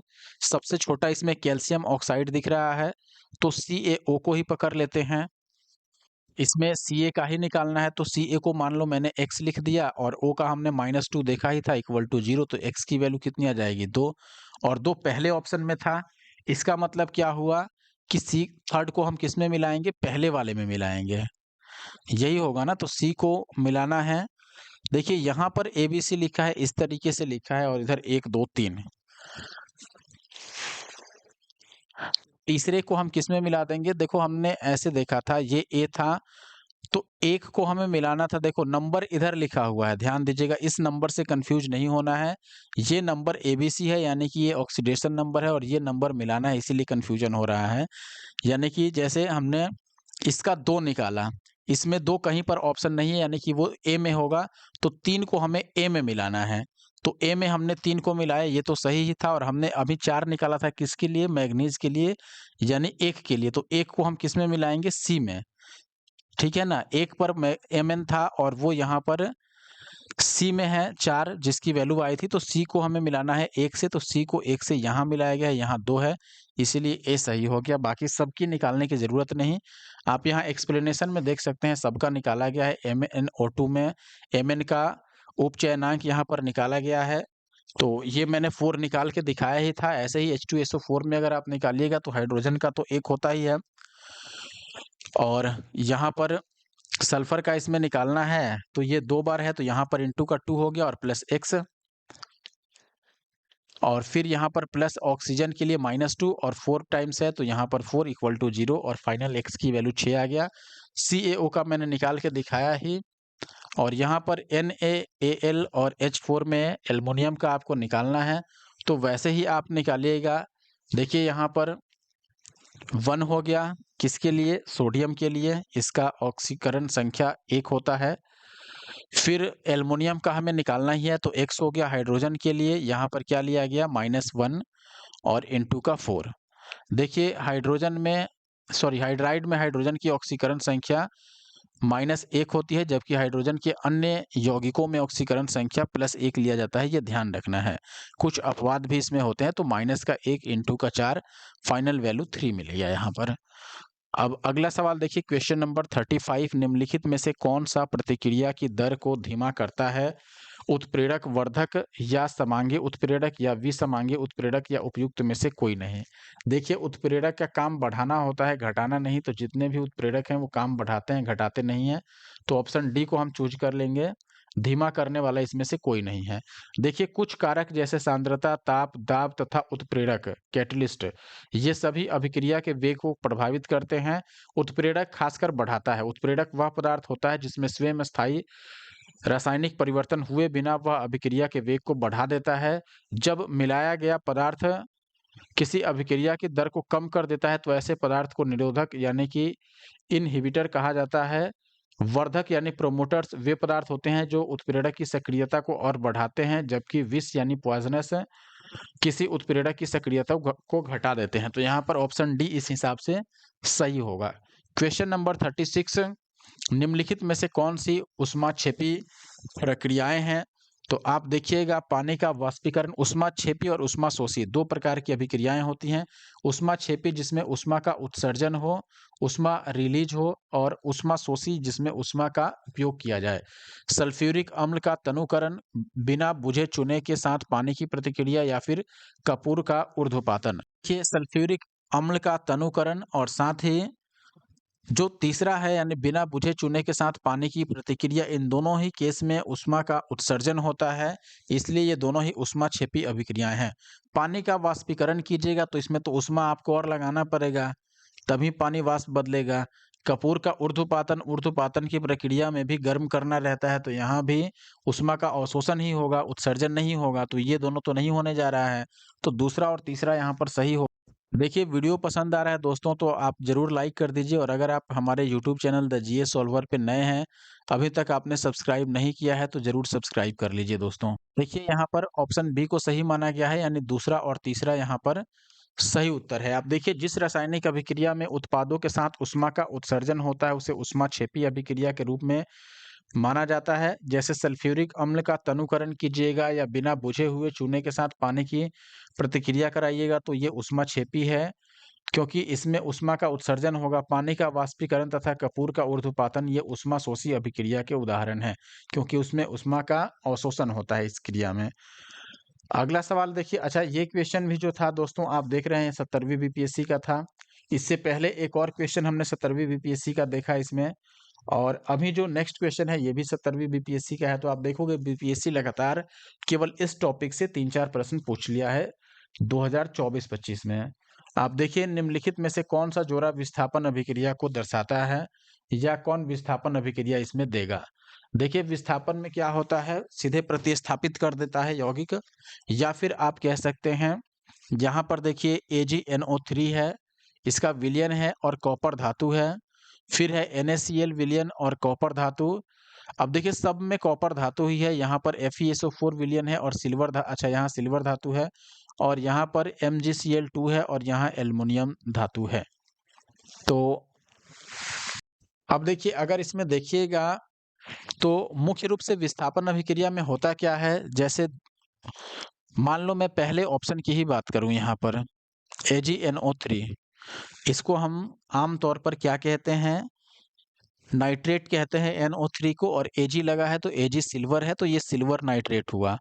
अब देखिए, अगर यह कॉपर के साथ रिएक्शन करेगा, मान लो मैं सामान्य तौर पर ऐसे समझाऊं, तो अब ये तो नाइट्रेट है, अब ये जो दोनों यौगिक यहाँ पर तत्व है, जैसे ये आपके पास क्या है, सिल्वर है और यहाँ कॉपर, इन दोनों में आपको देखना होगा कि दोनों में अधिक क्रियाशील कौन है। दोनों में निश्चित तौर पर कॉपर अधिक क्रियाशील है, तो जो अधिक क्रियाशील होता है वह कम क्रियाशील को विस्थापित कर देता है, यानी कि जब ये रिएक्शन करेगा इसके साथ तो Ag को हटा देगा और ये यहाँ पर आ जाएगा।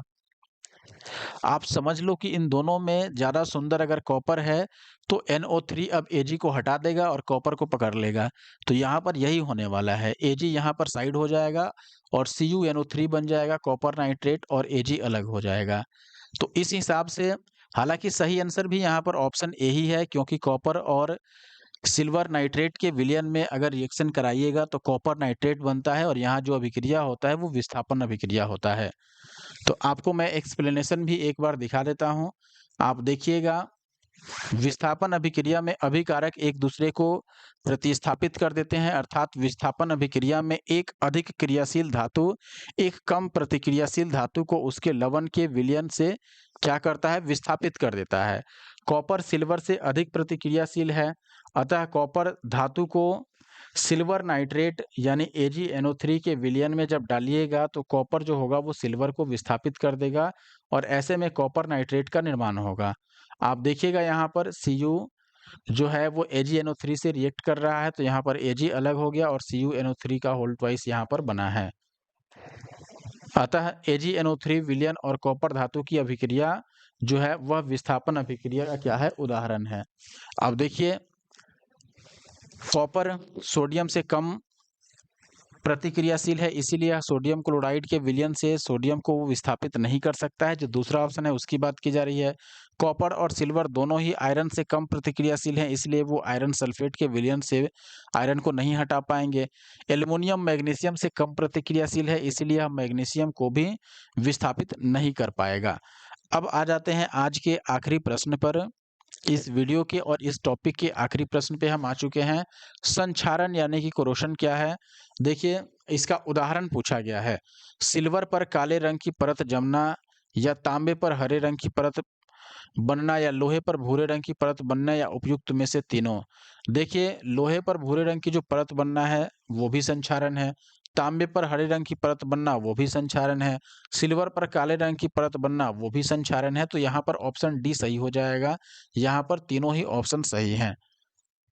अब देखिए, वायु या फिर रासायनिक पदार्थों द्वारा धातुओं का धीरे-धीरे करके क्षय होना, डिस्ट्रक्शन होना संक्षारण कहलाता है। जैसे लोहे पर जंग लगना, अर्थात लोहे पर भूरे रंग की परत बनना, यह क्या है, लोहे का संक्षारण है, यानी धीरे-धीरे वो खराब हो रहा है।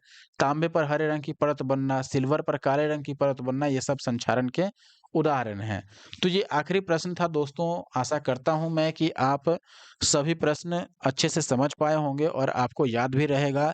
आप दोबारा रिवाइज़ ज़रूर कीजिएगा। क्लास की पीडीएफ आपको एट अ टाइम जैसे ही क्लास कल आप देखेंगे, यूट्यूब पे क्लास कंप्लीट वॉच करने के बाद सभी लोग इसे लाइक कर देंगे और कमेंट कर देंगे।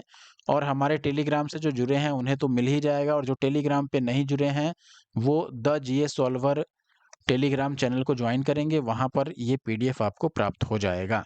फिलहाल वीडियो देखने के लिए धन्यवाद। मिलते हैं अगले वीडियो में।